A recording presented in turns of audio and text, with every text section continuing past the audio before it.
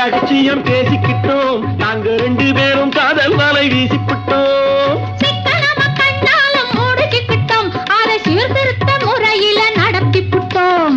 பெத்தாலும் 1 2 பெத்து போடுவோம், அதுக்கு ஒத்துமையா 2 பேரும் பாடுபடுவோம். ஊதாரி பிள்ளைகளை பெக்க மாட்டோம், அது ஊரு வந்து வாங்கும்படி வைக்க மாட்டோம். நாங்க புதுசா கட்டிக்கிட்ட ஜோடி தானுங்க, நல்ல பாட்டு படிக்கும் வாரம் பாடி தானுங்க.